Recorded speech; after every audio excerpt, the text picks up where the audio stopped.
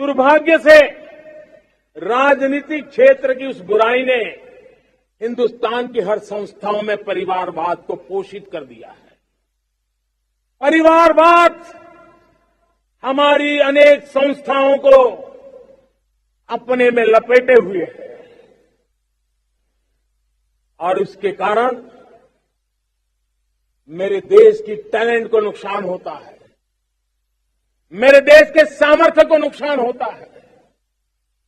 जिनके पास अवसर की संभावनाएं हैं वो परिवारवाद, भाई भतीजे के बाद बाहर रह जाता है। भ्रष्टाचार का भी कारण ये भी एक बन जाता है ताकि उसका कोई भाई भतीजे के कार्य आसरा नहीं है तो लगता है चलो भाई कहीं से खरीद करके जगह बना लो। इस परिवारवाद से, भाई भतीजावाद से हमें हर संस्थाओं में एक नफरत पैदा करनी पड़ी होगी, जागरूकता पैदा करनी होगी। तब आमदार पुत्र सुरेंद्र पाठारेंनी केली पंतप्रधान मोदी यांच्यावरही मात। घराणेशाहीच्या बोलाची कढी अन बोलाचाच भात। काँग्रेस व इतर पक्षांच्या घराणेशाहीच्या नावाने खडे फोडणाऱ्या भारतीय जनता पक्षाने पंतप्रधान नरेंद्र मोदी यांच्या पुतणीला नगरसेवक पदाचे तिकीट नाकारले। मात्र दुसऱ्या पक्षातून आयात झालेल्या पाठारे कुटुंबियांनी आपल्या घरात तिघांना उमेदवारी खेचून आणत मोदी यांच्यावर मात केली आहे। मुख्यमंत्री देवेंद्र फडणवीस यांनीही राजकीय तडजोड स्ट्रॅटेजिक म्हणून त्याचे समर्थन केले आहे।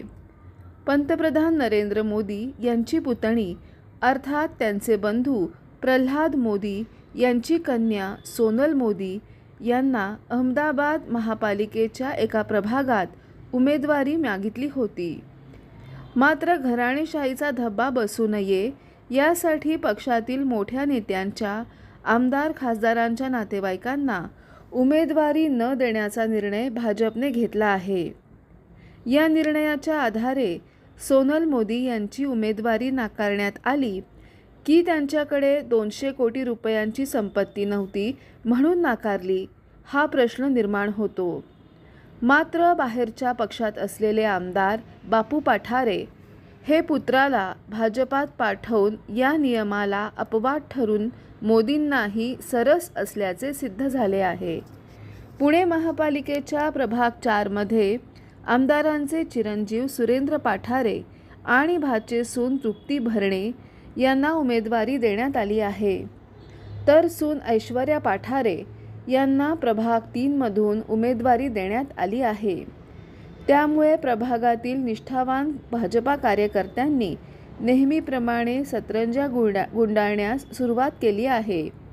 या महापालिका निवडणुकीत आमदारांचे चिरंजीव सुरेंद्र पाठारे हे सर्वात धनवान उमेदवार ठरले आहेत। त्यांच्याकडे तब्बल 271 कोटी 85 लाख रुपयांची स्थावर जंगम मालमत्ता आहे। त्यामध्ये आलिशान गाड्या, जमिनी व सदनिकांचा समावेश आहे। या आकडेवारीकडे पाहूनच पाठारे कुटुंबीय भाजपच्या नियमाला अपवाद का ठरले याची खूणगाठ भाजपचे निष्ठावान कार्यकर्ते मनाशी बांधत आहेत। त्याचप्रमाणे लोहगाव येथील जमिनीवर असलेली आरक्षणे काढण्यासाठी एका केंद्रीय मंत्र्यांना हाताशी धरले असून त्यात मोठा आर्थिक व्यवहार आहे।